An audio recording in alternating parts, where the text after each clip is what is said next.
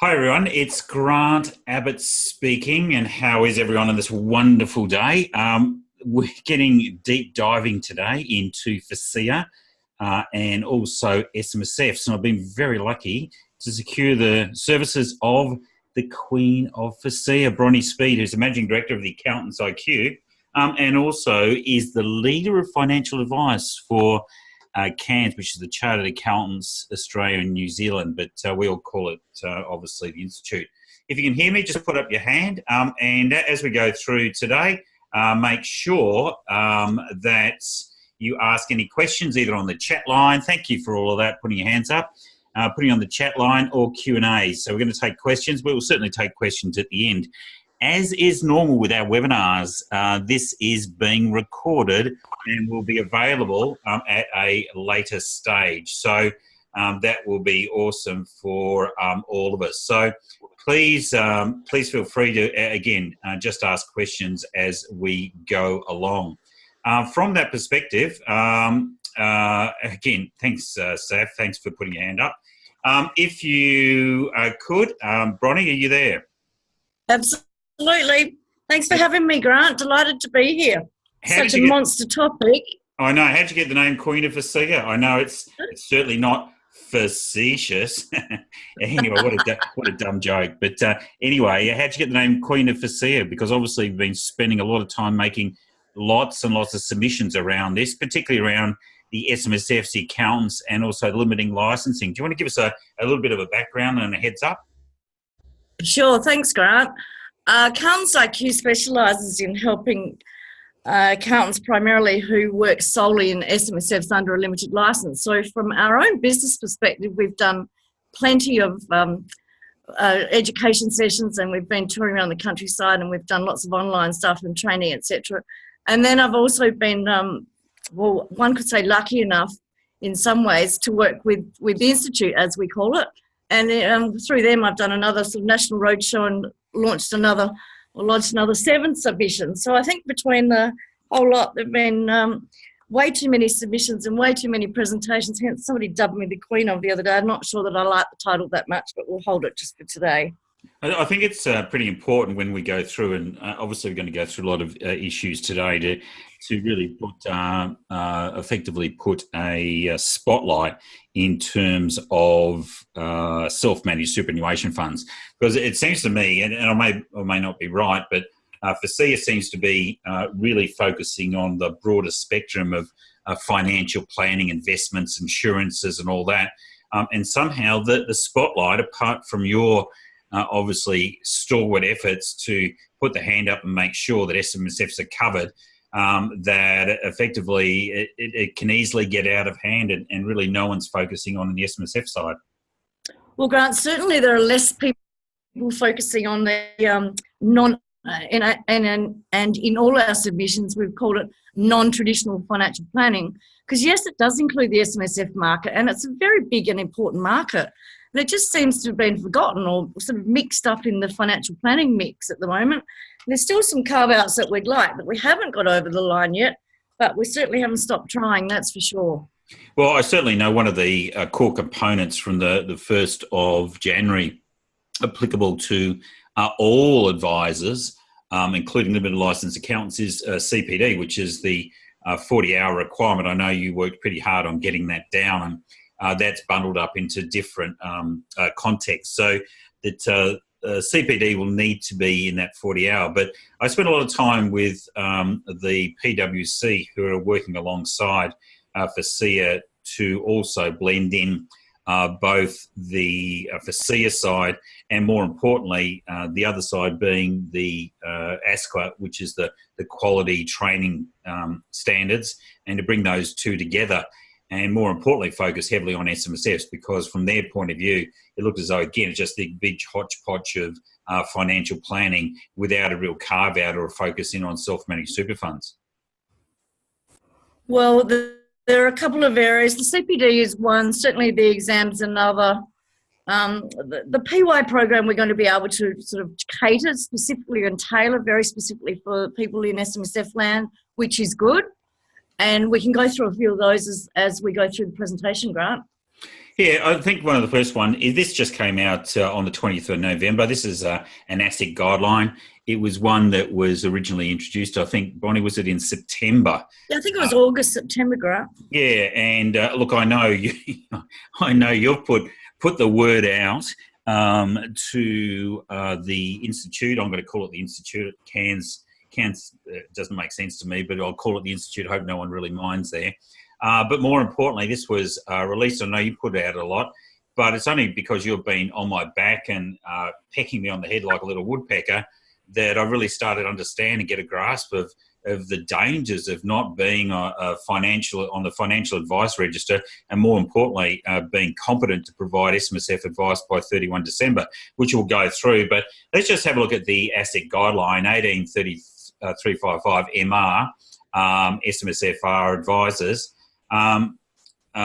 With that one, if we have a look at that, by 31st December 2018, under the reforms, only financial advisors, and this would include, of course, anyone who's solely providing advice in terms of SMSFs and limited licence advisors, who are authorised any time between the 1st of January 2016 and the 1st of January 2019, and are not prohibited from providing advice on 1st of January 2019, which is the line in the stand, will be recognised as an existing provider. So let me go through that.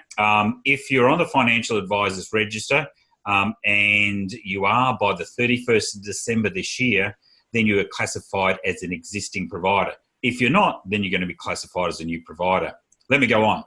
Financial advisors can demonstrate they're an existing provider by having a status of current on the Financial Advisors Register at any time in this period.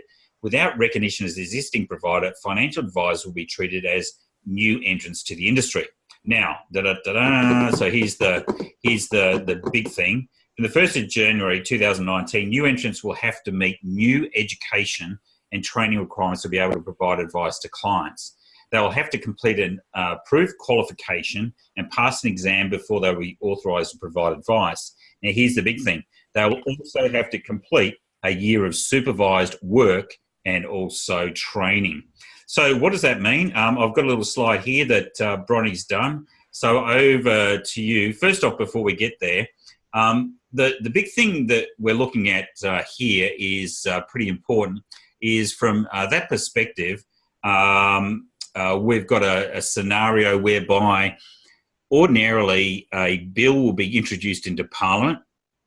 From there, the Parliament obviously sits on the bill, goes through both houses, both the House of Reps, the Senate, then will be signed off by the Governor-General, and that then becomes an act.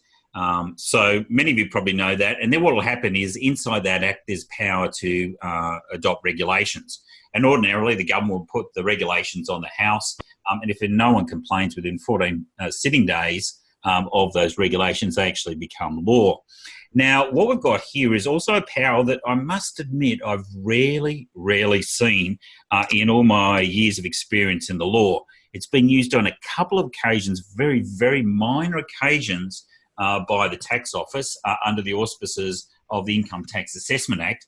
But more importantly, under FASEA, I'm not going to spend a lot of time getting into the law and taking you through the FASEA Act, but in essence, there's a lot of power under that Act to make legislative instruments. Now, here's the deal.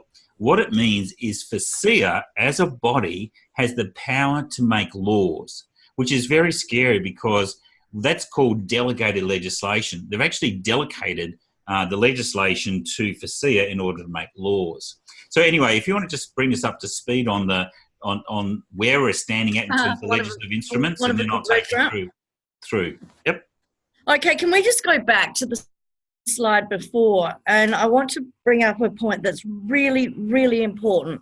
And for those of you who are on this, in this session, can you grab your pens and put a dirty big asterisk next to somewhere on your piece of paper that if you have your own license, and if primarily if it's a limited license, and you've got your piece of paper that says that you've got that limited license, you still need to register to be on the Financial Advisor Register.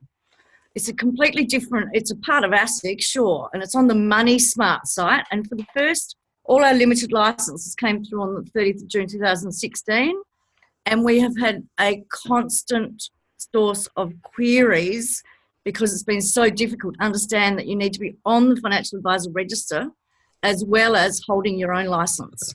And being on an authorised rep register is yet another register.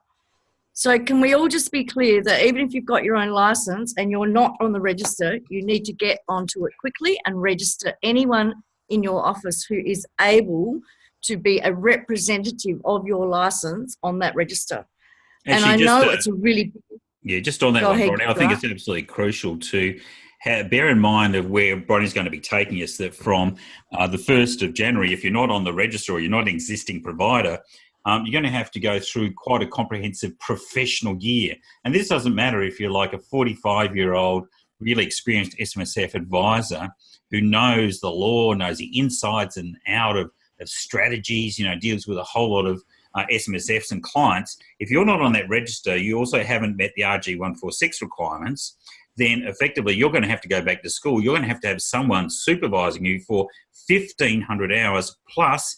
In addition, you're going to have to do 100 hours of education, which Bronny will talk about a bit later. So that means from a succession planning, a business planning and SMSF advising perspective, you really need to make sure that you're effectively not only on the register, and again, as the Money Smart register, as Bronny said, but if you've got a limited license, be on, and also make sure that you're competent. As long as you have enrolled for a course by the 31st of December, you're the limited license, then you should be A-OK on that. So let's move on, Bronny, if you want to take us through that. Please do, yep. I also know through my work with the Institute that ASIC are even chasing people who they know have a license but are not on the register. So therefore it is a big ticket item. All right, the 5 legislative instruments that have been rolled out thus far, the number one that was rolled out was the Work and Training Professional Year 1. It's due for response this Friday. So we're actively seeking your views on that paper. If you'd like to have a look at it, come back to us. There's plenty of contact details at the end of this. And the other one that's up for submissions this Friday is the Provisional Relevant Provider Person, which is the newbie to the industry. It's the newcomer. Well, as Grant just said, it may not be a newcomer. It might be somebody terribly experienced, but not on the register yet. So other ones that have been released are the Code of Ethics, the Education, which is the biggie, real biggie, and a CPD one. To come also is one on the exam and one on foreign qualifications. Again, Bronny and her team at AccountantsIQ, and certainly as being the leader of financial advice for the Institute, will be making submissions on these. In fact, we'll go through some of them, but your submissions have been extremely successful to date, haven't they, Bronny?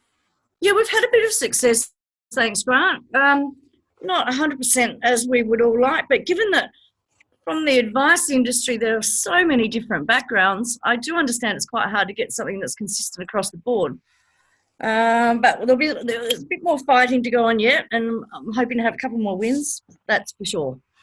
I just got a couple of questions. As I said, a recording of this session will be sent to all registrants, but from Adam Medaglia, he says, I have a question. If you're an advisor at any time for the 1st of January 2016, that'd be good, 2016. 1916. That'd be great. You should have been fighting in the war instead of being a financial advisor. Sorry, Adam. If you're an advisor at any time for the 1st of January 2016 to 1st of January 2019, you're classified as an existing advisor. However, if you're not currently on the register but were in 2016, you're considered as an existing advisor. Is that correct? I would have thought from my perspective, to find out whether you're existing advisor, you need to go on to Smart Money and do a bit of research on yourself. Is that correct? There's conflicting views on this one, Grant, because there have been views that if you've been on in the last 2 years, you deem to be current. If you've been on in the last 3 years, which is that latest press release that you've mentioned just in this webinar, you're current. I do understand that it's 2. It may be 3, but I do understand it's 2 because they've brought in, since the first release, a clause that if you have 2-year career break, you don't have to go back and be supervised for 1,500 hours. So I would think through consistency, they would say then that if you've been on the register in the last 2 years, you don't have to go through the complete PY program. I still think it's something to be clarified, and it's certainly going into my submission on Friday to have that clarified. So, Adam, make sure you contact Bronny. She'll have the details a little bit later on for that, and anyone else who is impacted. Because if you don't get it right, you're going to have to do that professional year, and that's something none of us want to effectively have. So it's absolutely crucial for us all to make sure we meet that. So, Bronny, while let's just slip onto the next side, and let's see the difference between a existing provider on the left. And of course, if you're a PRP, as you said, a newbie, or more importantly, I like to call them apprentices, sitting out there on the right-hand side. Do you want to just cover both of those for us? Certainly. Well, the whole of the FASEA concept is a total integrated model where you have sort of 4 components being, professionalism and education and CPD and some work and training. So I've tried to encapsulate all of these into this diagram. The exam is for all of us. Unfortunately, it is. The people who are the newbies will want to do it more quickly because they have to do it after Q2 before they are allowed to go on to Q3. Whereas those of us who are on the register who don't want to do it at all but have to, will have to finish it by the end of December 2020. So the exam is a big ticket item that's slightly different. Newbies will want to do it first, oldies won't. The additional study now is still up for grabs. We haven't had that confirmed. The education paper has been released. We're all about to put submissions back in, and they will vary enormously across the board. The people from the AFA will have very different needs. People from chartered accountants, they will all have different needs, whether they are specialist SMSF advisors or whether they specialise in other areas. So the additional study is yet to be confirmed. However, the big point to note there is that instead of having your qualifications or your degrees assessed on what the name of your degree was basis, so whether you've got a Bachelor of Economics or Bachelor of Commerce or Bachelor of Accountancy, is now not relevant. It's being evaluated now on an 8 subjects level. So therefore, you have to be able to find your old academic records. So if you've got your pen and paper in front of you, everybody on this webinar, that's another note to jot down. Find your academic record somehow, because you're probably going to need to get it out. So I know, you have to say whether you're old. Sorry, Grant, keep going. I was going to say that's not that easy, because I remember just last year I had to go through and get my academic records from the University of Sydney. They went back as far as 1985 and 1987 for my Masters of Law, and that's not that easy. It's an interesting, just on that point, would it be correct in saying is, again, this is delegated legislation, which means once they put it in place, obviously it becomes law, but it seems as though they are being quite open, and although we're talking about additional study, a lot of it doesn't happen until 1st of January 2024. So my expectation is that you'll be lobbying pretty heavily, as the AFA will be doing in terms of their members on behalf of the Institute, and certainly the people you represent, which is a limited licensing accountants. You'll be lobbying pretty heavily to make sure that the study is relevant to providing SMSF advice rather than all intensive purposes financial planning advice.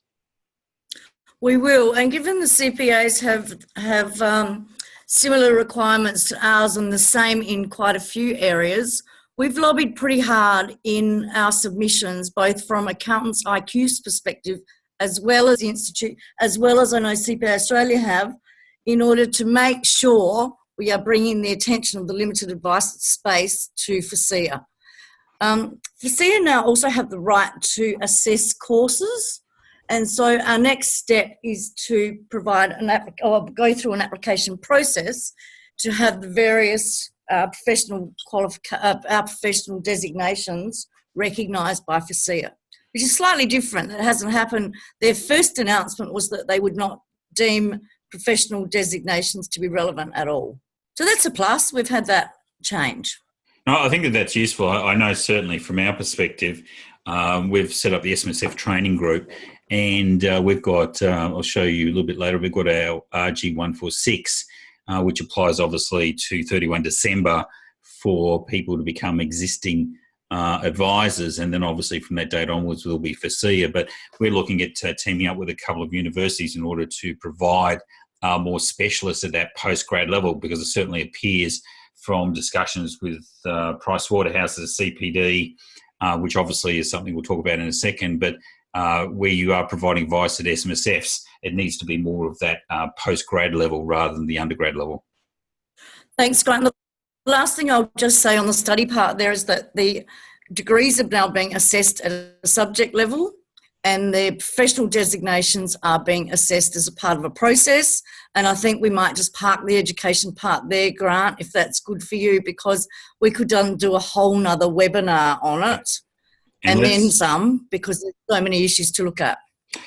Just while we're there, before we go through the newbies or the apprentices or what's required, and particularly with a focus on the professional year, which you've obviously had a big hand in from your experience both at the Institute and more importantly, doing a professional year for Mercers in the financial planning many, many years ago. One of the over things is, can you just give us a bit of a upskill? I don't want to go through the legislative instrument, but just a quick couple of minutes on CPD. For all advisors. Sure. Well, the CPD policy is one that I will put another submission in for, because it's actually very prescribed. Now, many of us on this call already do 40 hours a year of CPD. And what we need to ensure is that what we have to do for either the FPA or the accounting bodies or the AFA or whoever we're a member of, it dovetails into the new requirements. And we're quite specific in our advocacy that should happen. Now, as it appears from the first cut, it looks like there will be additional requirements, particularly those with the limited licence. So we think that that's a bit unfair on limited AFSLs having to go through a very broad additional training requirement when most of us have got 120 hours per triennium in any case. The prescribed areas are quite financial planning focused as well. So we're aiming to try and have a broader sense of, within the 40 hours, there will be an ethics requirement, that's for sure, an ethics and professionalism requirement, and that's right off the back of the Royal Commission. So for those of us who are ethical and work in practice that has good standards, it won't be such a big impost on us.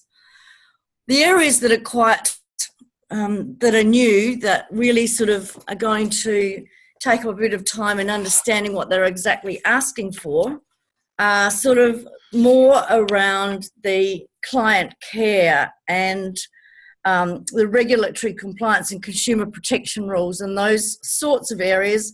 And there's certainly less emphasis on the technical side of things, which for all of us on this that's call, ridiculous. I know. it's sort of a little bit foreign. Yeah. So I think, look, that's one of the things that we came out with our submissions and discussions with Price Waterhouse Coopers. We had a closed door session with them, is that really from us, the ethics and a lot of those other issues are covered under our various associations quite readily. If you have a look at your institute, how many ethics courses have you done and requirements and all that. Notwithstanding that, is there should be more emphasis on a postgrad style of technical. So no doubt those submissions are now finding their way back, and hopefully they get up to speed. One of the other ones that seems to be, and I don't think I've discussed this with you, Bronny, but it seems to me as though it's now up to obviously the licensee, and that's a requirement having a look at the CPD legislative instrument, is that it's up to the licensee to determine 70% of the CPD. So in the past, we've had a tendency to have join either the Institute or the SMSF Association rely on their CPD. It now seems to open up a broader brush, and we can have a lot more specific CPD outside depending on where the license requires. So, it's not necessarily association based anymore. It's a more open field. It's very licensee based, and it was one thing that I'm not necessarily in agreement with. I just don't see why.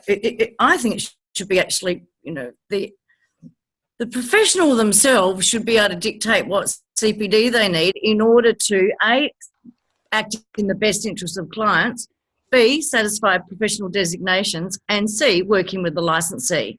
But it's very hard for the licensee, I think, to be so prescriptive when they don't necessarily have all of their practitioners' best interest at heart. So that'll be an interesting one as it pans out. Before we go to the professional, we've just got a couple of questions here. One from Rob Pine, which I think is a great question. Hi, Grant, Bronny. Your original email indicated being both SMSF specialist, competency trained, and being listed on the FAR by the 1st of January 2009 would be required to be considered existing provider. I haven't seen the SMSF specialist training being mandated by ASIC. Have I missed something?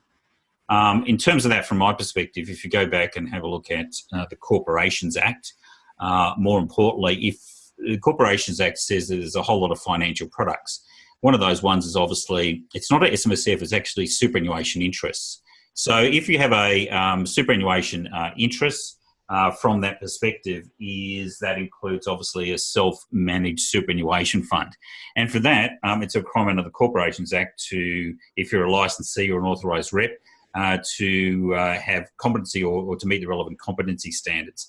There are 5 standards for that. They are actually found at training.gov.au. You can actually go onto training.gov.au, put in self-managed super fund, and you'll find that there's 8 training providers that provide that specialist competency standards for SMSFs.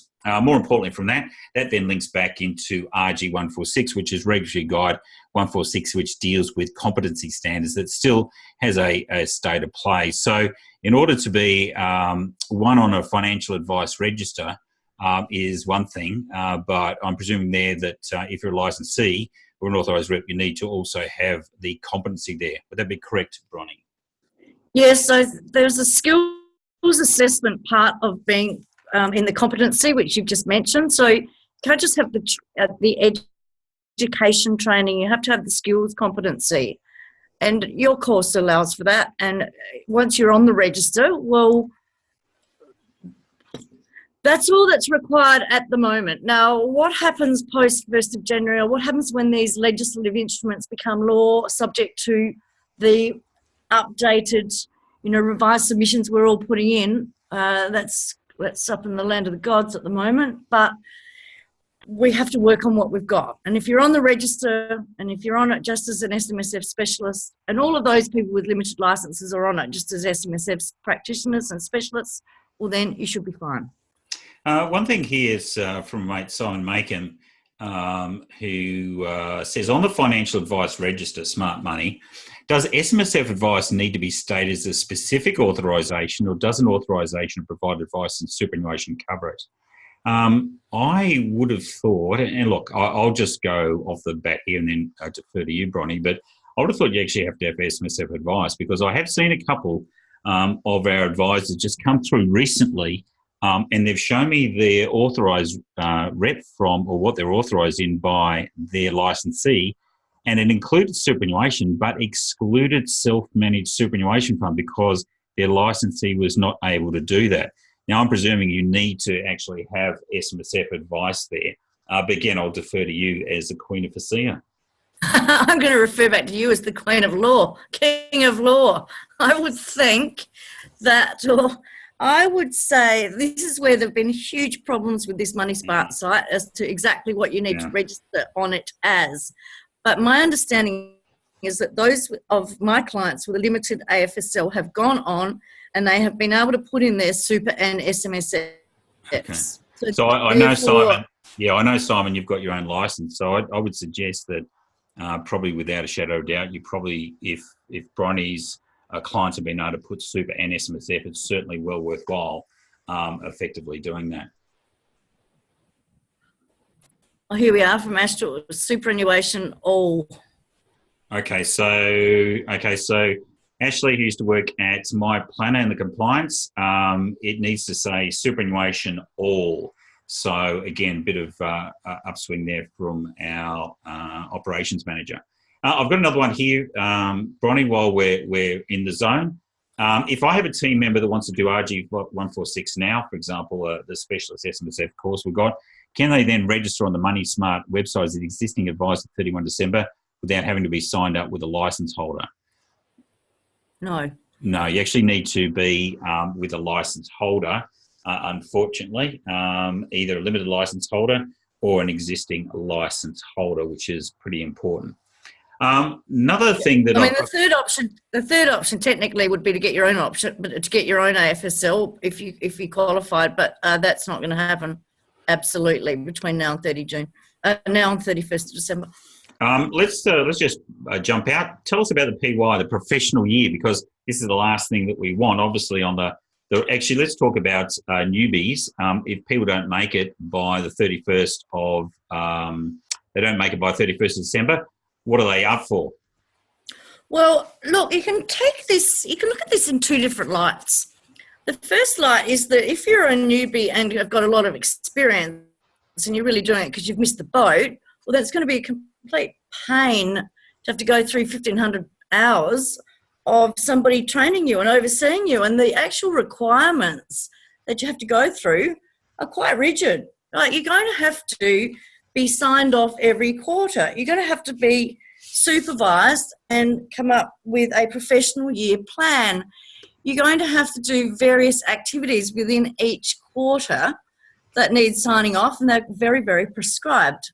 And as I said, for those with experience and they've ones that have been around for a long time and they've just simply missed getting onto the register, that will be a complete pain.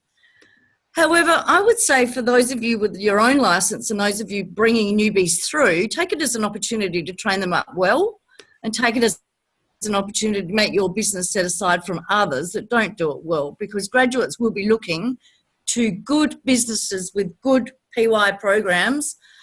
I must admit, I don't know how many chartered accountants are on the call, but to call it a PY, I find actually quite hard. I find the word or the letters PY coming out of my mouth very hard, because this is a mentoring program. It's a 1,500 hours of work and 100 hours of training, whereas my PY, when I did it for the Institute, was about 3 million hours, nearly 2 years, and was really, really hard. So I don't remember my PY. It's amazing how it's not, because the PY, I remember, it was a very painful experience. It started off as a professional year, but certainly by the mid-80s it expanded out to 18 months and then 2 years. And mine was now the professional 18 months, happy days. Yeah, I know, it's crazy, isn't it?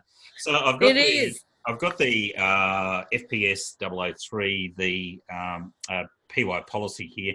I don't think we need to spend a lot of time on it. We'll cover a little bit at the end, because I know you've had a lot of experience. But you just want to go over where you came about in terms of doing professional year for Mercer, how it came about, why you were doing it, and how do you think that's going to relate to the new professional year under FASEA? So, Grant, if you don't mind flicking to page 7, the bottom half of page 7 of that document that you've got up on the screen, it will be easier to show our people what we're actually referring to. So keep going. 5, 6, 7. So I've mentioned that we need to, there we are, thank you, that's perfect. You can see that we need to have a professional year plan, and that plan is based on a quarterly approach. And within that quarterly approach, you can see there that there are key activities proposed. Don't forget it's proposed, because the final submission's going this Friday.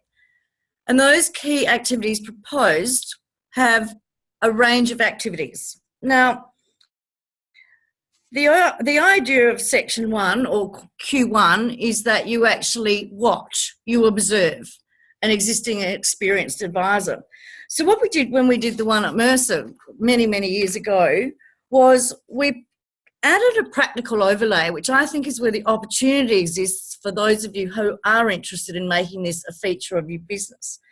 What we said was then, rather than just say that you need to watch an experienced advisor, we had a look at how many times you might need to watch an experienced advisor in that quarter.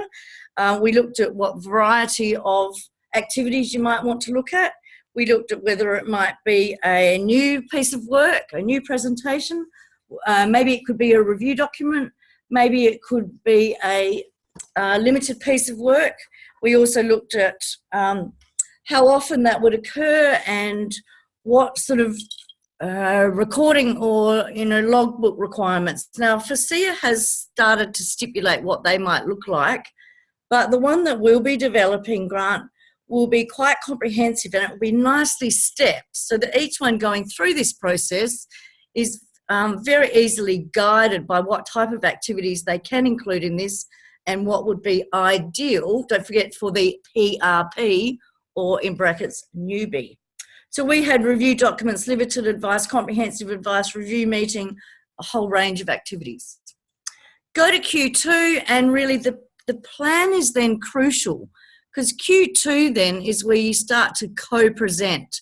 So what you've set up in Q1 needs to almost be replicated in Q2, and all you do is add a little bit more involvement. So 1 and 2 are watching, observing, and then participating.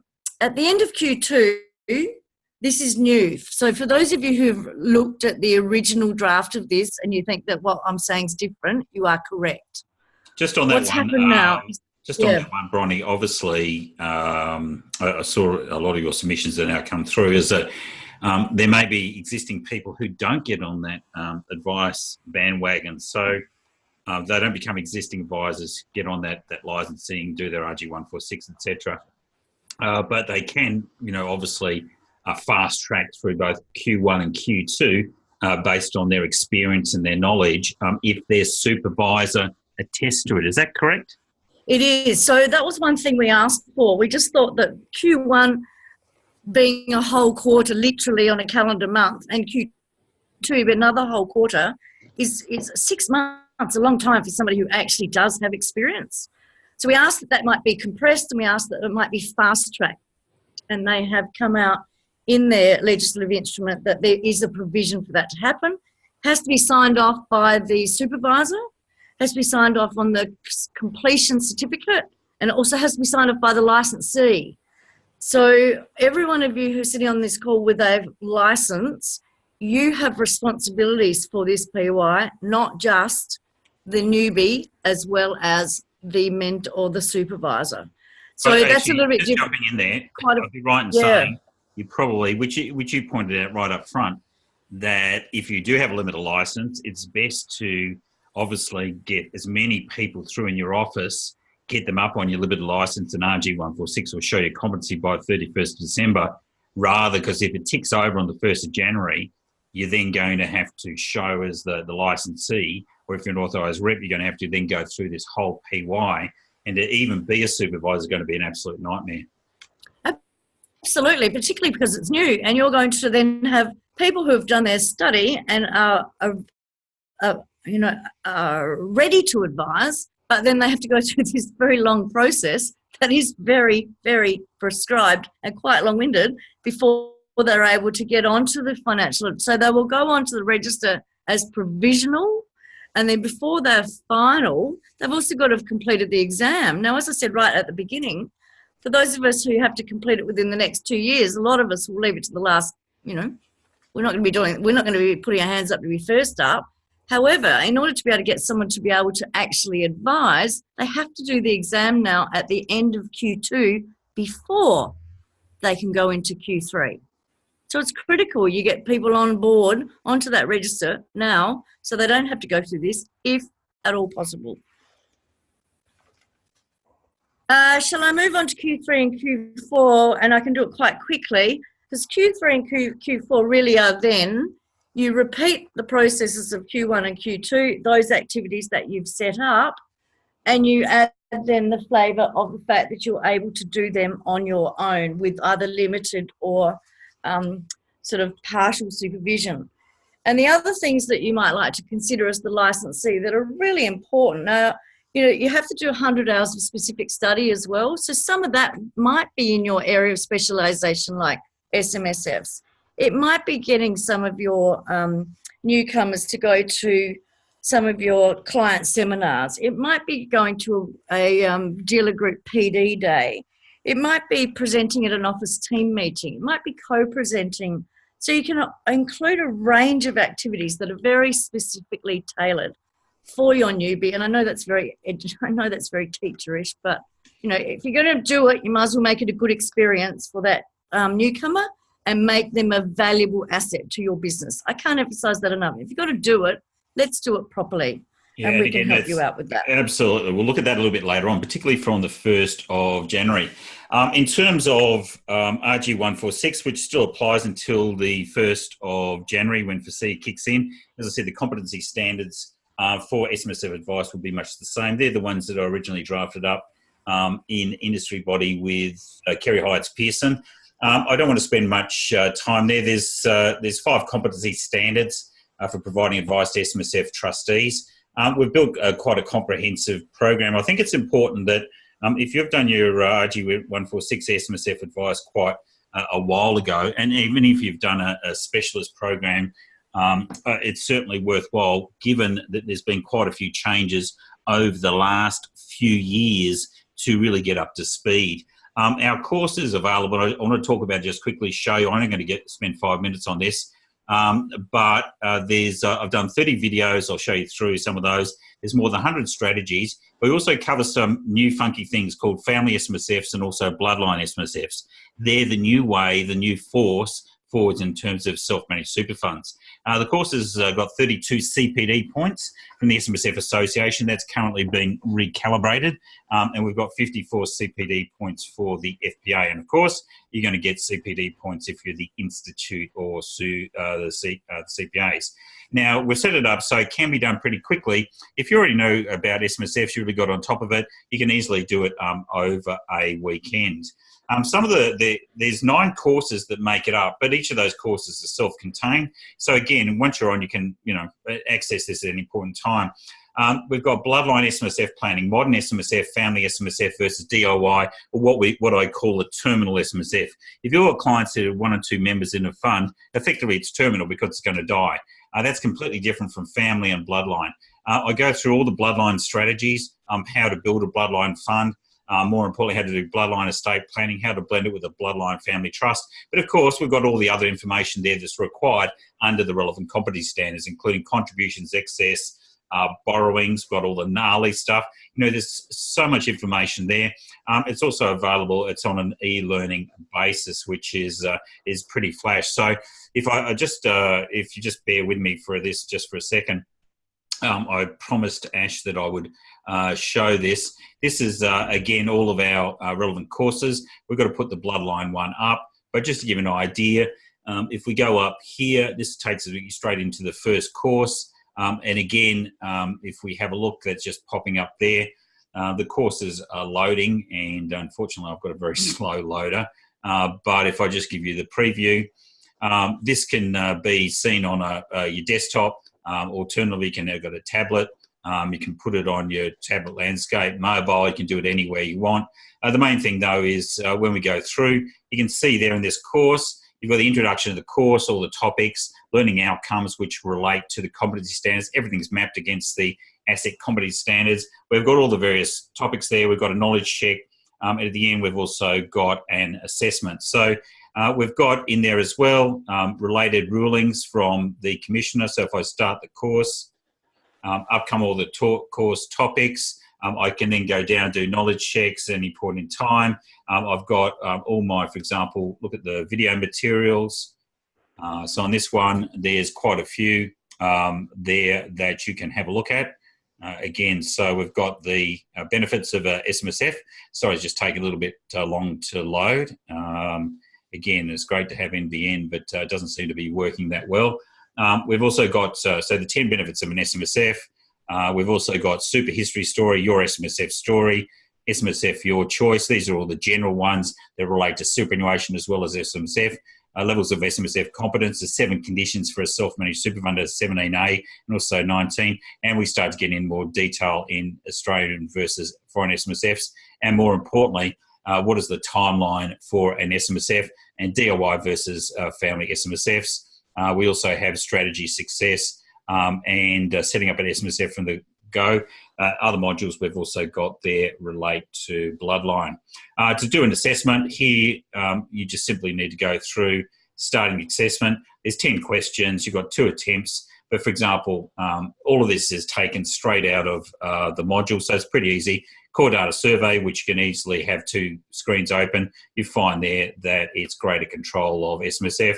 We can submit and then move on. So that's essentially the course in detail. As I said, it's got 52 points there from obviously the FPA, but that's available just as particularly for 31st December. Those people who haven't done an updated RG146, it's certainly worthwhile. Just I use it as my go-to guide material for the whole thing. 695 ex-GST if you'd like to go through that. That includes accreditation, your RG146 sign-off from Terra Cordis. We also have our monthly scholars program, which has up to 30 CPD points, and that's a month-to-month strategy material. So you get the strategist newsletter, plus also a webinar with me, and also a lot of stuff there from Bronny as well. So that's $9.95 if you want to do both. But we'll come out a little bit later on with that. With the upcoming PY and mentoring program, Bronny, just want to give us a bit of an idea of what you're working on, particularly from some of your background with Mercer. Sure, thanks, Grant. I've already touched on a little bit of it, so in the interest of time, I won't repeat myself. We're developing a quarterly program. It'll have a full plan at the beginning. It will be, as Grant's just shown you, his training online is outstanding, so we'll just be working with him to develop a program together that it's all mapped online. It will have the quarterly parts that are compulsory from a FASEA's perspective, and it will also have all the parts that I've just mentioned that you could build into your program as optional components that might be good for the newcomer, or might be good for your practice, or might be at the discretion of the licensee, remembering that all 3 are involved. We'll incorporate everything that's in the FASEA standard. We'll also add the practicality of it. We'll make sure that you can't get to the next step without completing the last one. And the dreaded exam, we will also have some supervision, revision, training questions. Probably, Grant, we might even do a couple of round tables. Yep. We might do lots of things there because the exam is instilling the fear into many of us.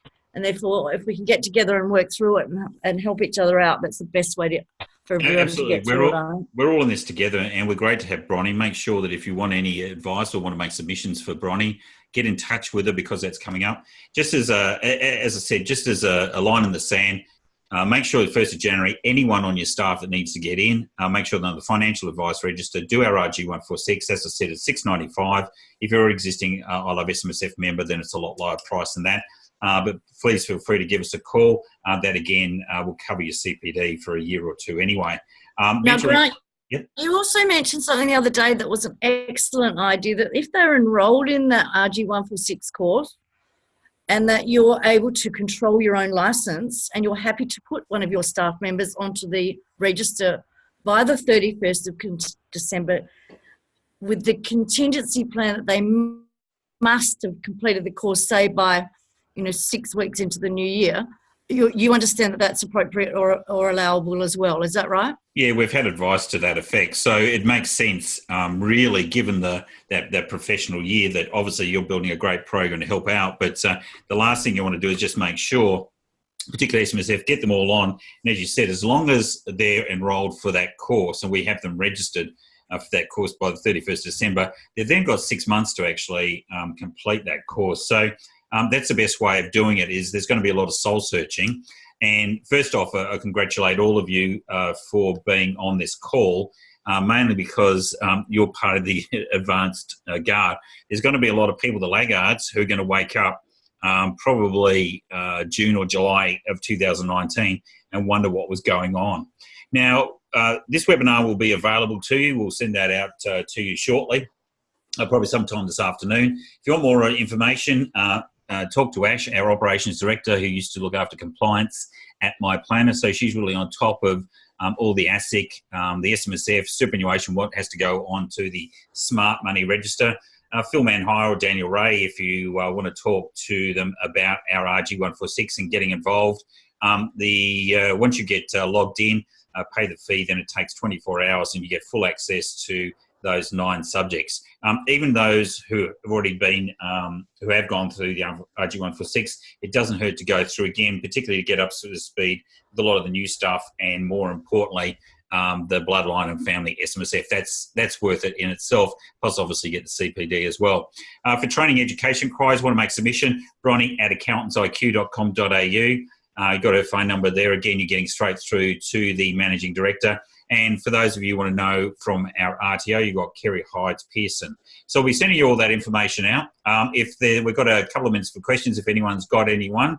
But otherwise, look, Bronny, thank you very much for your time today. No doubt this is going to be an ongoing feast, and good luck with your submissions. And look, I want to thank you from all of the SMSF advisors' heart for putting in such a sterling effort and making sure that, you know, our interests are well looked after, because if it wasn't for you, I'd somehow think that we're just going to get railroaded down the track. And look, sometimes, particularly if the Labor government gets, well, I'm already talking about the Labor government, if Labor gets in, more and more they're going to focus in on industry funds and make SMSFs harder and more unpalatable. Thank you, Grant. Thanks for the opportunity. Thanks for everybody for your attendance. And I really look forward to doing more work with you. There's such a lot to go through, and there's such a lot coming that working with you and your clients would just be fabulous. Thank you. Okay, thanks for all attending, and good luck with you for those in the register. Remember, we're going to be here for a long time. It's Grant Abbott and Bronny Speed signing off.